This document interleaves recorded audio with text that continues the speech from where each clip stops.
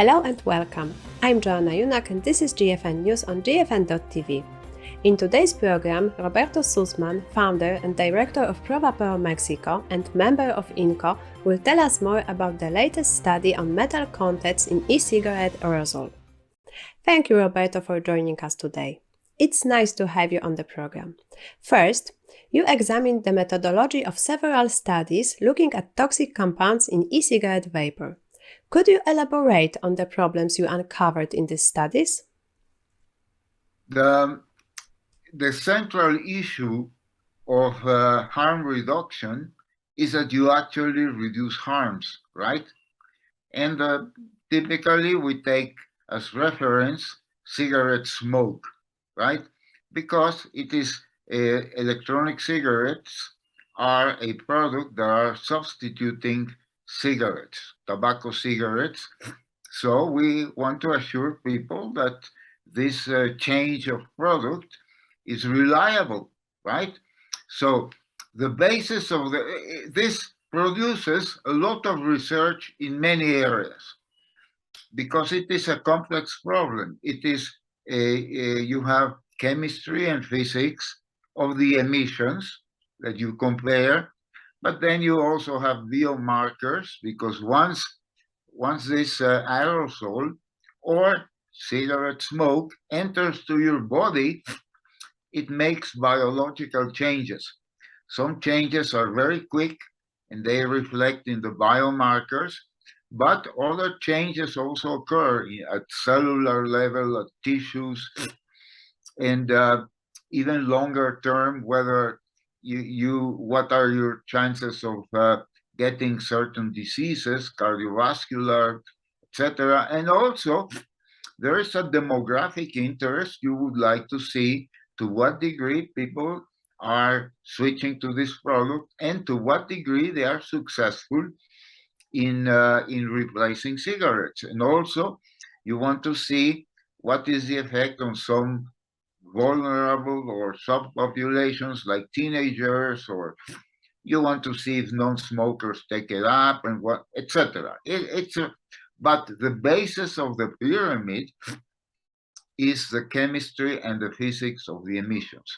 If we could find that the emissions, the aerosol that we are emitting when we vape, if this aerosol is toxic, that it has a high concentration of known toxic compounds, and toxicity is always comparative. You compare it with standards that are very well known.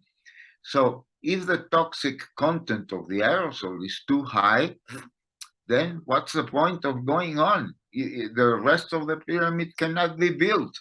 And we have examples of that, like when the tobacco industry in the 90s or in the 1980s, 90s, they released some cigarettes that they were, I don't know, like low tar, or they put special filters, and they were advertised as safer. But once you look at the emissions, you see they are not safer. So it is very important to check the chemistry, the chemical properties and physical properties of the aerosols to be able to know. Now, unfortunately, many of the studies that have done that have not done it correctly, because the first requisite that you need to test the emissions is that you test them in a way that it is realistic, that it is as faithful as you can to the real life usage of the devices. If you test them in conditions that do not correspond to the real usage of the devices, then you might even do a very good experiment in terms of the procedures, the chemical, physical procedures, but it is not going to be useful for the end user. Because, see, a good analogy is to test a car, right? Suppose you test the car, and it is a very powerful sports car that goes very fast, and you take a driver that has never driven a car like that, a naive, novel driver, and you ask this driver to drive this car at 250 kilometers per hour. What will happen? Well, the person will die, will crash. But you are testing the car in conditions that are not realistic, right? Because people do not drive this type of car or cars or in general at 250 kilometers per hour. So even if your testing materials and procedures are impeccable, that's a misleading test. And the only reason you would conduct such a test is if you want to generate fear in the population towards cars. Then you would do this type of testing. So we wanted to check if, because there is a lot of literature that it is often cited that electronic cigarettes contain metallic compounds in the emissions.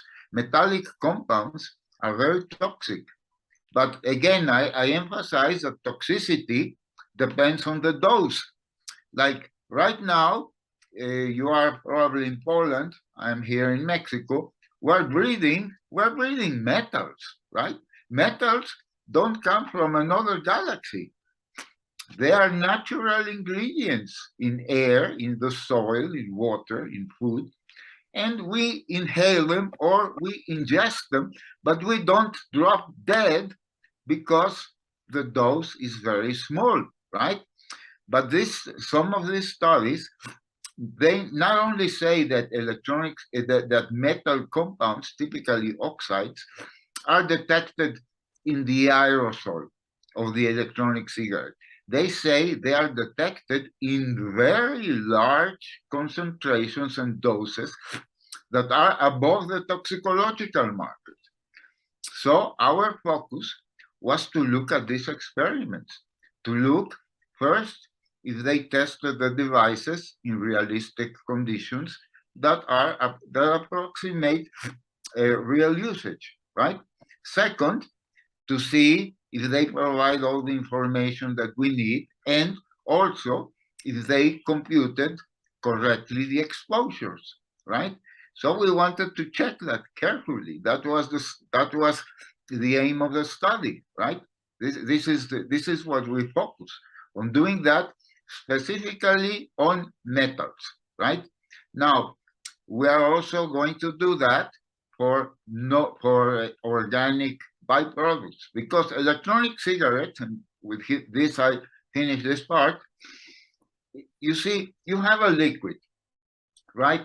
If you analyze the liquid, that gives you some idea of what will come in the aerosol. But you have to bear in mind that this liquid will be heated, right? The moment you push a battery, you input energy, and that energy will hit the liquid, right? So when this liquid, the compounds that make this liquid are heated, then there are chemical processes. Typically, is what we call low energy pyrolysis or thermal degradation, and some new compounds will be generated. We call this the byproducts, which are different from the solvents, are propylene glycol and glycerol, and nicotine and water. This is what is in the liquid. But then other compounds will be generated, right? And these are called byproducts, and we need to analyze them because toxicity is going to be there. In the cigarette is the same. You heat the tobacco plant, and this heating generates a lot of chemical processes that generate, but it's the chemistry of the cigarette is much more complicated. Nevertheless, this was the focus, to look at these byproducts.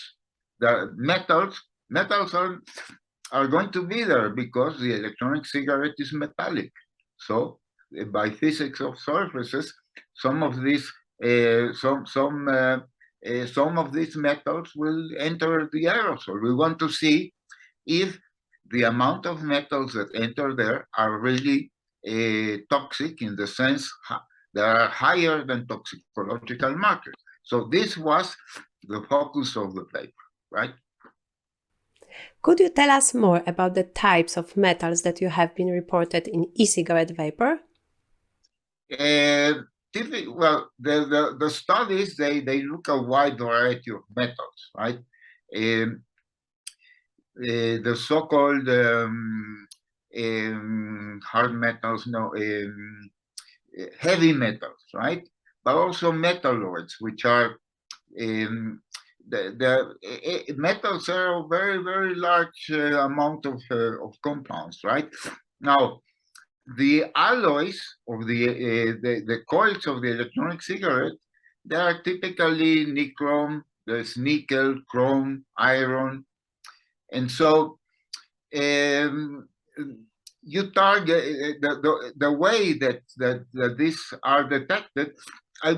Typically is the mass spectrometer, right? When the aerosol, it is a jungle of molecules and whatever, and then you put electric or magnetic fields, and then all this the atoms and molecules, they are disassembled. But you have a computer program that allows from this disassembling that allows to set up, but you do have to target it, right? Now, there are libraries of compounds, and you can have a very good idea of what is there, because these articles, most of the metals, and this comes also from surface physics, most of them will be oxides. Why? Because these metal ions will mix with the oxygen of the air, right? The oxygen is a very active compound, and it will mix with this. So typically, there will be nanoparticles made of oxides, right? And nanoparticles, meaning particles very, very small, nanometers. Nanometers is one. It's here the Anglo-Saxons, the people who speak English, they would say 1 billionth, right? But really, it's 1,000 of million parts. That's a nanometer, and these oxides, they go into the aerosol. But once you put them in the mass spectrometer, you will get the metal element, not the oxide. It is an oxide typically, but the mass spectrometer will tell you how much nickel, how much chrome, how much lead, iron, copper, the metal elements, right? Will tell you the metal elements because they have been disassembled by the mass spectrometer. Okay, so the most abundant metal that is found in all studies is zinc. But zinc is not a very toxic metal, right? In fact, the body uses a lot of zinc. So zinc is not so concerning because the toxicological markers allow for a high concentration of it. But the most concerning metal is nickel. Nickel is also found in high concentrations, right? But the toxicological markers are lower. Another concerning metal is lead. Lead, I think that's the way it's pronounced in English, lead.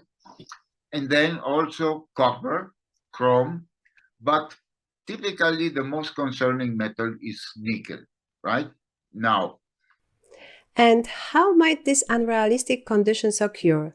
And how might this then affect the results of these toxicity studies?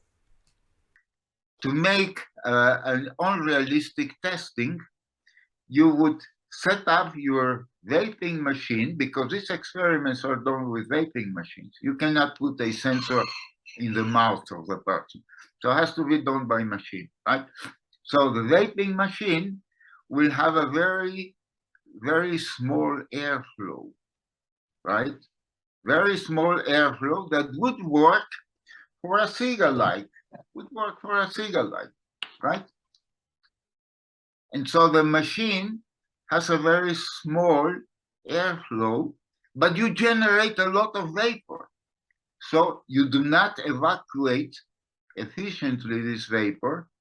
And as the machines keep puffing, this vapor, more vapor accumulates and becomes very hot.